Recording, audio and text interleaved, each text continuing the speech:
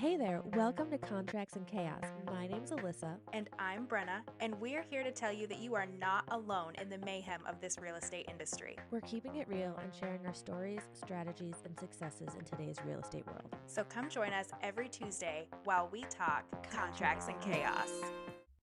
Yes. Okay, we're recording. So today actually is going to be one of our replays as we're spending some time with our families for the holidays. And so we went back through this year's podcast episodes, and the most enjoyed ones we're going to recirculate for our new listeners. So if you've already heard this, some of these that we'll play over the next couple of weeks are great to listen to again. So this one will be our book review. We did a Buy Back Your Time by Dan Martell, and it was one of our favorite books that we read this year, I think. I think it was, and it's one that I think we have both implemented stuff from. We have taken what this book was about and implemented it, whether it's business or personal life. Like I hired a lawn guy. Actually, this is the second summer with him, and I'm hiring a cleaning person this week. So, to take that load off. So I think this is a great one. You guys, now's the time during the holidays to see where you can leverage in your business or in your personal life to make 2026 the best year yet. So if you haven't listened to this one, this is a good one. We hope to see you in 2026. Yeah, we probably should have put that in the recording. Yeah, we're recording now. Yay. Do you want to say it all again? So this week, we are giving y'all a book review of a book we both read. We're trying to do at least one per quarter. So this is your first quarter. No, this will go in second quarter. What did we do first? Yeah, this will be. We did book quickies. Yeah, we did book quickies. So we're recording this in the first quarter. That counts. Yeah. We will have 4 books for you by the end of the year.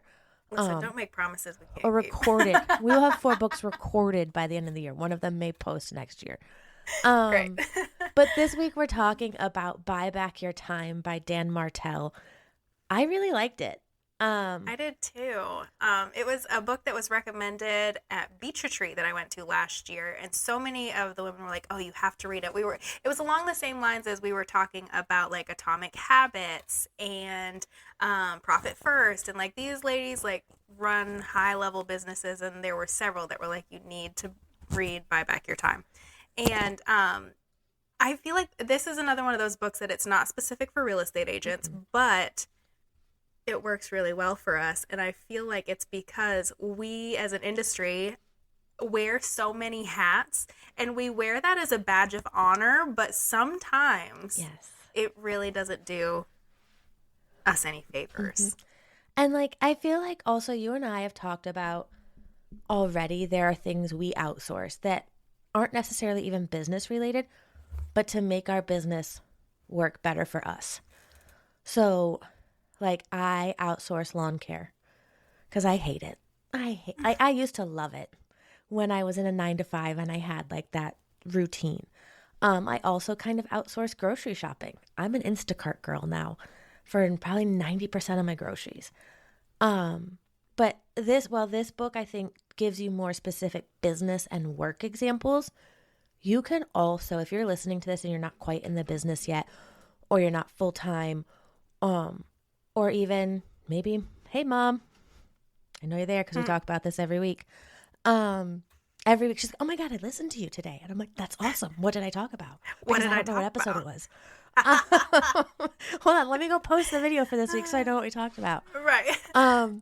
But things to just make your life easier as a working parent or even a stay-at-home parent. There are things like my sister's a stay-at-home parent, and there are things, if I were a stay-at-home parent, I would outsource the hell out of. So I think reading this, like he gives all very business-based examples, but I think you could apply it to many different points in your life.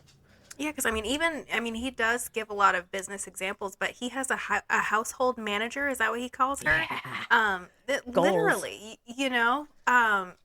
because it helps him devote the time and attention to his business and his family by not having to worry about his 4:00 protein shake. Right. It's delivered to him. What I would give to have someone roll up with a Starbucks right now.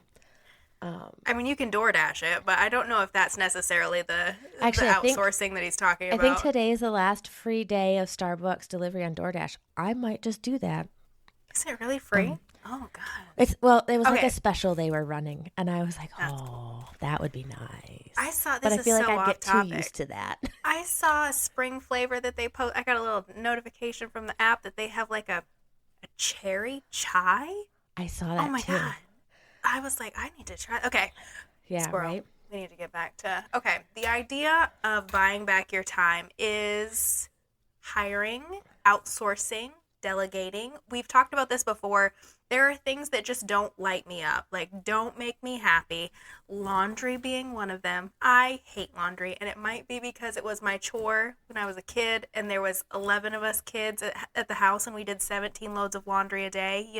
I hate laundry. I will wash it and dry it, but folding it, taking care of it, it's for the birds. Oh, I love I don't want laundry. to do that. No. I hate You can come to vacuuming. my house Okay, and we'll I will switch. vacuum all I day literally long. do that though. When I go to my sister's house, there'll be like a pile of laundry, and I stand there having a conversation with her, with the kids, and I'm just folding laundry. She's like, "What are you doing?" I'm like, "It was just, No. I don't know, it was just here. I just started folding." I'm like, "Is that okay? Sorry." She's like, You can do "No, my it's laundry. I'll great." vacuum your floor. How's that sound? Sounds like a plan. But this goes into, as far as real estate is concerned, we're talking about maybe it's a virtual assistant that you need. Maybe it's somebody who's creating those social media graphics on Canva that you're just like, you're not familiar with Canva, you don't like it, it stresses you out, it takes up so much time. What somebody could have done for you in 10 minutes, you end up redoing 4 times for a total of 2 hours, and then it's not worth it because in the very beginning of the book, he has you take last year's money. What did you make last year? Divide it by the weeks you worked, the hours you worked. And this is, again, we work for ourselves. So pick a number because some weeks we work 18 hours and others we work 80 I feel like I've hours. worked So 40 in the last 3 days. So I know it is. It's one of those. We're coming into the spring hustle and yes. bustle too. But figure out your hourly wage, like what you would make an hour.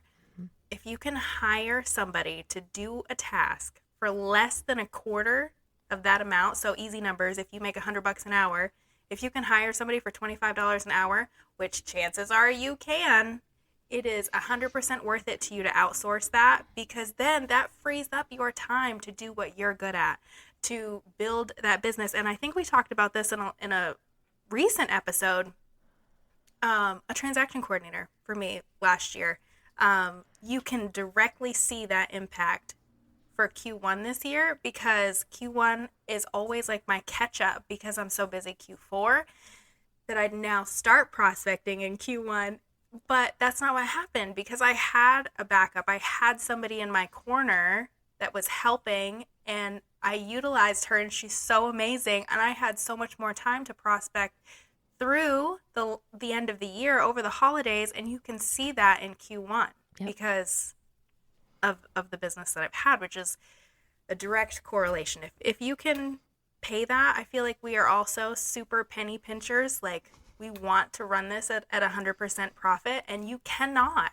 You can't. No, you can't. And there are things that TC is also a business expense, so it's a write-off. So think about it that way too. Like it's going when you file your taxes at the end of the year, that's an expense you're going to get a credit for, however it works. So like if numbers aren't your thing, maybe a bookkeeper is someone worth hiring.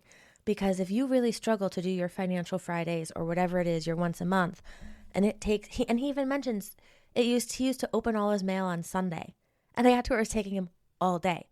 If you have a thing like that, figure out how to get someone else to do it for you. Even if there's a cost to it, like if it's gonna make your life better and make it so you can be doing the other things that either are making you money or that you enjoy, because they're both worth it, then it's worth paying someone. So like my first one, but even before I hired a TC, was the lawn guy.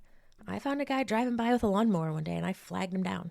I pay him $30 every other week and he mows the lawn. Now to me, that every other week was hour and 15 minutes to mow the lawn, which doesn't sound like a lot, but I'm super allergic to grass and fresh cut grass.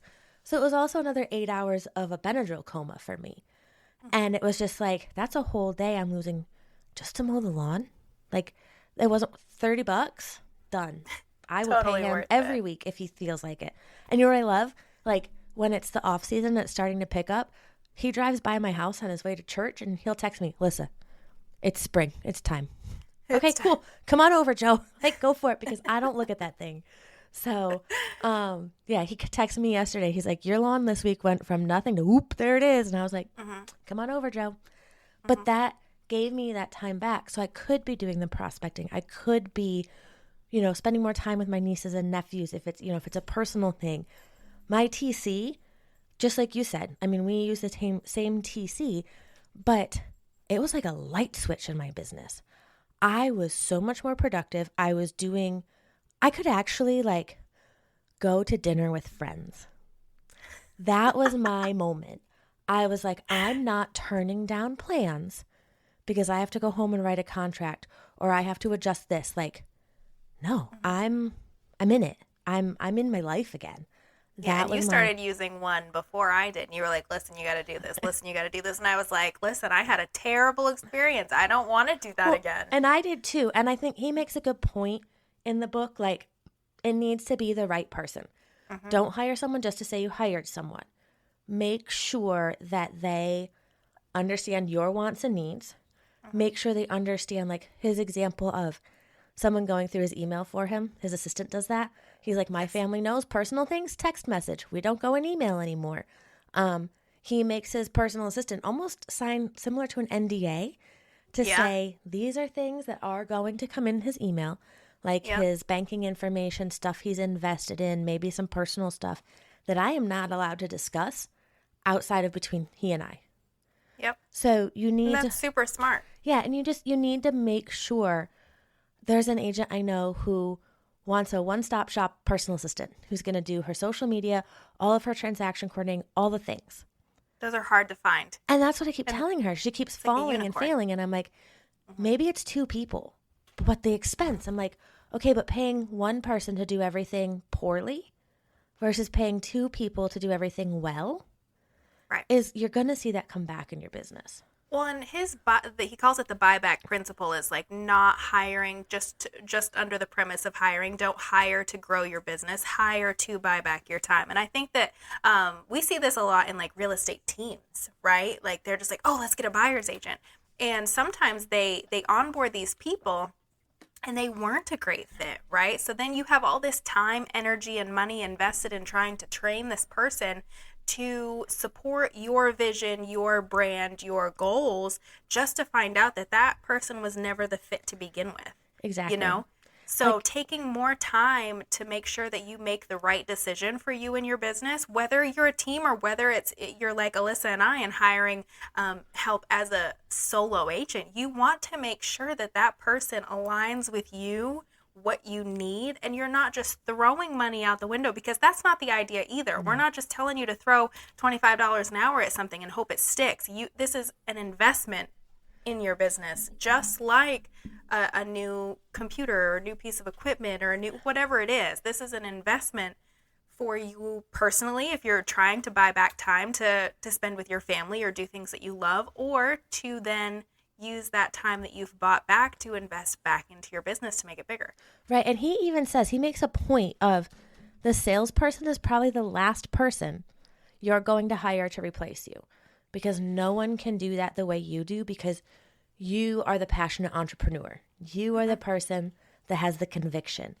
And I had lunch with an agent last week who had started a team at one point and dissolved it rather quickly because she realized she's not an agent who buys leads. She's very much like us, like works her sphere of influence, nurtures those relationships. And she was like, I wasn't going to pay for leads for them. And I don't have enough sphere of influence to give them. And they didn't do things the way I wanted it to be done anyway. So she dissolved her team, went back to basics, and hired an assistant first. And now she's flourishing again. So yeah, it makes a big difference. And the first thing, I mean, for me, like, again, my immediate reaction is I hate laundry, right? Housework is not, like, just in general, it doesn't make me happy. I don't like to clean. Like, I do, but I don't like it, right? Right. So I think it's pretty early on in the book that he talks about the time and energy audit, right? Like, yes, going through your day, taking the time to be like, this is what I'm doing. Does it light me up? Is it green? Is it red? Like, Do I love this? Am I dreading the next 30 minutes that I have to spend doing this? And that gives you a really good idea of where you should spend most of your time. And that doesn't just mean like getting the nasty house chores out of the way in the morning so you don't have to deal with them for the rest of the day. Work on that replacement ladder, right? Like you start at the bottom. What are the easy things? Like your lawn guy. Like it takes a whole day out of your schedule because it takes time, and then we can't breathe for 8 hours, right? Outsourcing that. And then you outsource, maybe you have a house cleaner that comes once a week, and then maybe you pay somebody to walk Mabel, which you won't do that, but you know what I mean? Like it's those But I do things. though. You do? Okay. So I do. Not on days where I know I'm going to be home with her all day. Obviously, no. Like I need the 30-minute walk. Right. But like days I know where I'm going to be in showings or I have a bunch of meetings, I do have a dog walker come because it is more efficient. Especially you and I have discussed like the radius of what our business really is in the Charlotte market. There are times I'm 45 minutes to an hour away. I'm not running back to let her out between showings. So I do. Right. I didn't even think of that as something I outsource. I do outsource a dog walker and a cat sitter. There are days where it's like I'm going to be gone, or like I'm scooping Mabel up to go to Georgia for the day. Cat sitter comes. Like it's part of my life, and I knew that when I got a dog. Like this is going to be part of lifestyle. So I do. Now I also though try to block certain days of the week. I'm really congested. Sorry. Speaking of allergies, Right? Where like my Mondays, I try so hard to be at home with her all day, especially if I've had showings all weekend. Like this weekend, I had an open house Saturday and stuff Saturday night, and then I had showings from noon to 7 on Sunday. I did not leave my house yesterday other than to go get a coffee in the morning.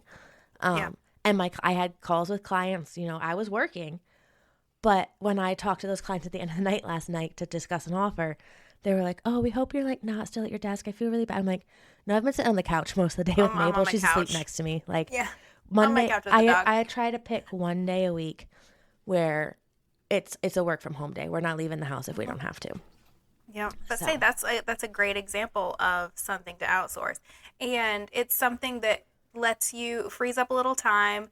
You know, makes you feel a little better that Mabel's not stuck inside all day by herself. Right. Those kinds of things, without being like, I need you to call this list of 100 expireds and be like, hey, I'm calling on behalf of Alyssa Courier. We're really interested in setting an appointment. Right. Can I get a time for her to call you? Ugh. Yeah. And honestly, that's the thing I hate doing. I hate prospecting. But I also know in my business that has to be a me thing.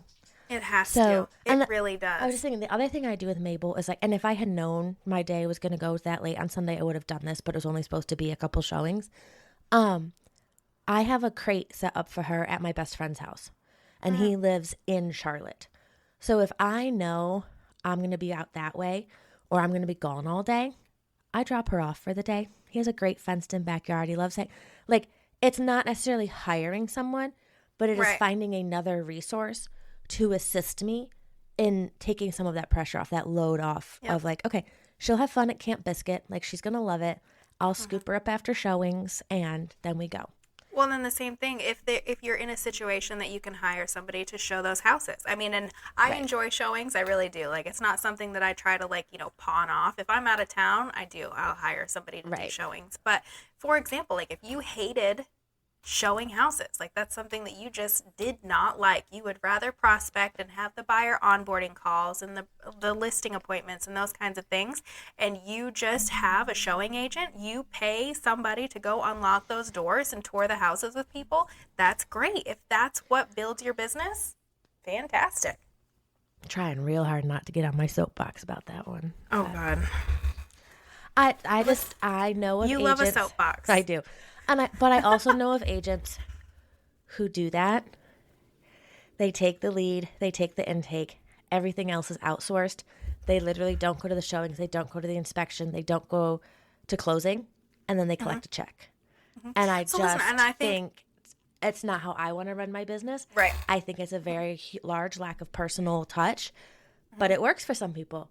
Well, and that's the thing, we talk about that a lot. Like, again, like it can be somebody loves folding laundry. You like folding laundry, right? Right. We're allowed to be very different people, and it depends on how you run your business. For us being solo agents, I feel like so much of our success is driven on those personal relationships and the fact that we didn't onboard and then hand them off to somebody else, Right. right? Like an admin and then a showing agent and then an under contract person. And then, however, some of these teams are structured that you have contact with several different people Mm-hmm. throughout your transaction and it works for them. That's their Right. business model and that's great.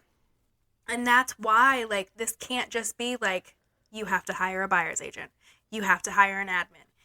You need to sit down and figure out, again, your time and energy audit of where your money would best serve you to outsource, right? Because it's going to be different for every single one of us. Right. And I think the biggest thing to remember in this is like once you've done that audit, once you've identified those things, there is also a mindset shift. Mm-hmm. Like mine, I had a very similar experience with you with the TC. The first one I hired was awful, horrible. And I struggled to let go of that. Mm-hmm. But I always go back to, and Dan says this in the book, but it's a lesson my dad taught me when I was younger. If I can make more money while I'm paying someone to do something, especially something I don't like, Mm-hmm. I'm paying the person. And I knew like my mindset shift came with I was getting so busy that I was forgetting to dot I's and cross T's, and it looked sloppy. And I Mm-hmm. hated that. And that was part of my barrier was, okay, it's time to bring someone on. Because if it's going to look a nice, neat, tidy package and there's never, I won't say never a mistake, but hardly ever, Mm-hmm. versus like, oh, hey, I'm sending this back for you to initial this one thing I forgot. Again, sorry. Then, yeah, I'm paying that person. That was my shift. And the difference between the cost and the value. The value to me was, yes, I'm paying this person hundreds of dollars to help me with my transaction, but the value is my clients are much better served. So they're going to enjoy their experience more and they're Mm-hmm. going to be more likely to refer people to me. So that value is Yep. going to come back tenfold. Oh, for sure. I mean, our transaction, Emily, if you ask her, like our first two transactions, I'm like, hey, do you want me to do this? Hey, let me do this. And she would be like, I love you. Get out. Right, right. Or like there is And one thing, she doesn't do terminations because technically she's not getting right. paid now. Mm-hmm. But last night I was like, I was watching the email come in from my client and I was like, okay, I'm going to do this. But I waited and because I was like, I need to talk to Emily first tomorrow morning. Before I Mm-hmm. even had a chance to message her, she's like, girl, I got that termination done. And I was like, Great. you didn't have to do that. I just didn't have my laptop open last night and she knows Tuesday's Yesterday. podcast day. So it was like, haven't jumped in there yet, but cool. Thanks, Emily. Thank you. Yeah, yesterday I uploaded like the EMD and due diligence receipt to Bolt, and I get a text message. She's like, "I see somebody has too much time on their hands this morning," and I was like, Right. "I'm just trying to be helpful. I appreciate you. Well, and Thanks so much." there was like one with that closing last week. Everything was coming down to the line and it was over the weekend and I was like, I'm just going to upload this real quick because Mm-hmm. I'm already in it looking at other things. Why not? Like let me take the edge off for Emily for a hot second here. She does so much. It's the least I can do is upload one document that I happen to Right. see over the weekend. Well, and that's So, the thing too. This for us and Emily, and that's our transaction coordinator. But this is another great thing. And again, we've talked about this transaction coordination company. They make sure that your TC is the fit for you, yes. right? Which ties back to this buy back your time, making sure that who you hire is somebody that you can trust to do the job, right? That goes along with the mindset shift, like being able to let go of that control. That doesn't mean hire somebody and just be like, okay, I need you to clean out my database and set up mailers for the next 3 months, and I need whatever it is, and just like, there you go, the end. Right. No more instruction. Right. You need to make sure that they understand their job and how they can best support you in what you're doing. So then you can just hands off and let them go. And in the book, he talks about, he has like weekly check-ins with core people in his company. Right. But they have like a format of like, this is what we need to talk about. Highlights, concerns, questions, what can we do to fix it, right? You've got 20 minutes or whatever it is. Because it's just like that well that well put together. And I think there's something in here that I don't know if he touches on, because I'm like 90% of the way through the book, and maybe this is something he touches on at the end, but I think would be an addition. I also think the cost of like coaching or professional guidance, in my personal opinion, is one of these things that I think of as like a handoff. I'm not now searching Google to learn how to do something and struggling to figure it out. If I hire that coach or that mentor, or even just someone to teach me how to edit a YouTube video or something that's hands-on, because I learn better that way. Mm-hmm. To me, that's a handoff like this, because I'm not sitting down. It's the same thing. It's buying back your time. Right. If you're spending hours and hours and hours on something, and then you pay somebody to learn how to do that more efficiently or better, I think that's buying back your time too. Right. The other thing is, like, there's so many people that will throw money at the wall in so many instances, that they'll hire a VA from, out of country, and then be upset that it's not working the way that they wanted it to, but because they didn't invest the time and consistency and training to get that person to where they want it to be. Same thing with coaching. People will throw that money and be like, oh, I've hired this coach because so many people have success with this coach. You can have two people in the same coaching group, right? One of them is flourishing and one of them hasn't changed their business at all, and it's because there's no effort being put in. I have clear examples of that. I know two people in the same coaching group, and one is flourishing and one is it's whining. Just like when people like flip-flop brokerages. Like, there's a few people that I know that are like, new here, now here, join this, join that, and it's like the grass is greener, But listen, like, there are successful people in all areas of industries and all firms, if we're talking specifically real estate, and it's because they work their business and make their business work for them, right, wherever they are. Yes, and I think the most important part of everything we've discussed today is recognizing when it's that time. When am I bringing in the coach? When am I outsourcing an aspect of this? Like, even if it's, I know some people who pay like the soccer mom down the street to write their thank you cards and their birthday cards.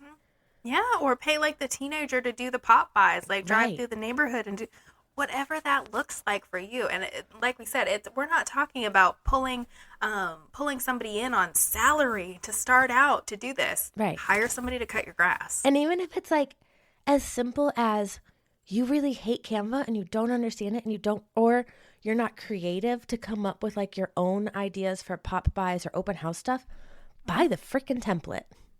Mm-hmm. That is an outsource. That saves so much time. So much time and money. Yes. Okay, so I'm going to switch up. We've kind of talked about practical application for like what we would do. I want to ask you before we close this out, and look at us, look at us on time. I know. We're good.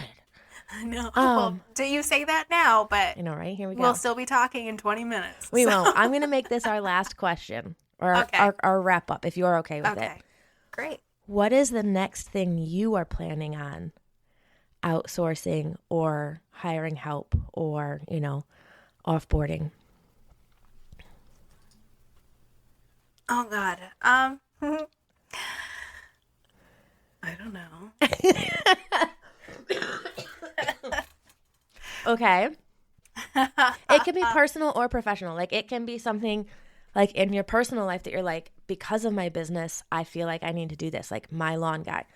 Mine, I'm hiring someone to clean, and I'm going to hire or outsource some type of video editor to get YouTubes done. Just even to get some basic content up there, even if it's just a guy on Fiverr or a person on Fiverr for the first 6 months.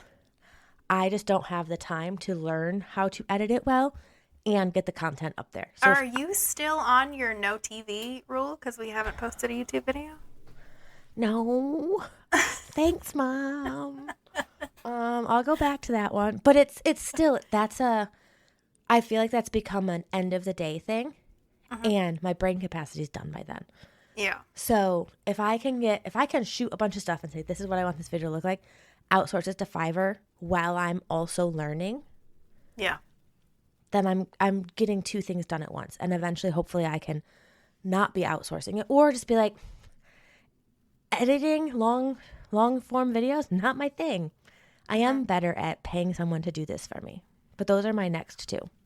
I think that those are great. I mean, honestly, it would end up being more like personal for me because I like doing the things in my business. It's just Right. like that the time, I run out of time, Right. right? So we do have a cleaner that comes every other week, which is fantastic. We love that. But for me, specifically coming into the summer and potentially doing the homeschool thing this fall, like it will be childcare. It will be somebody consistent that even if it's 1 or 2 days a week, that I then have that ability to schedule those appointments on those specific days. Right.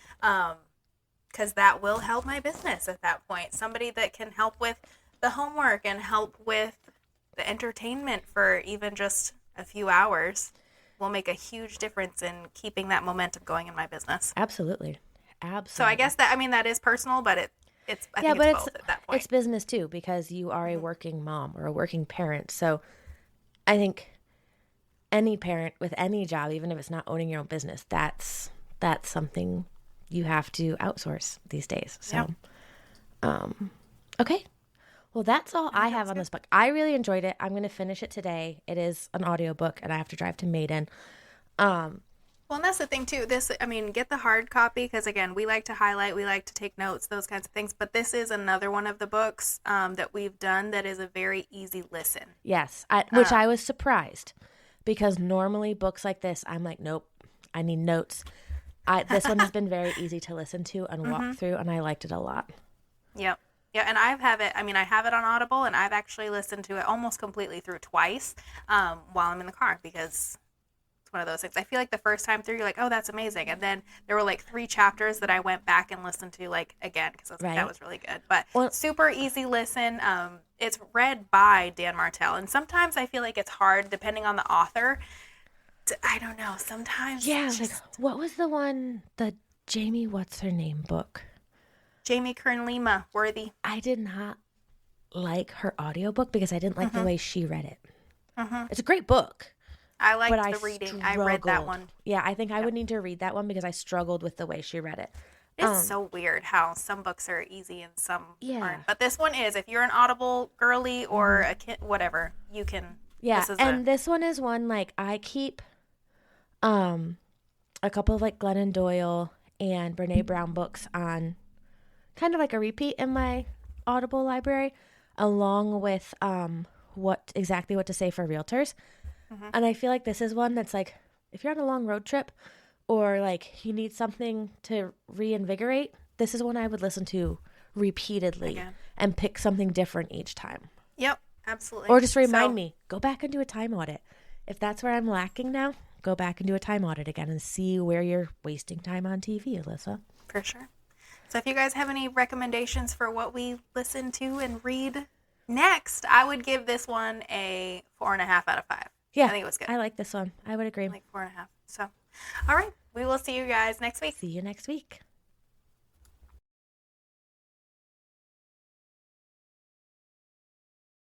We just finished another episode of Contracts and Chaos, but believe me, the chaos does not stop here. So check out the show notes for our email address and where to follow us on socials, and we will see you next week.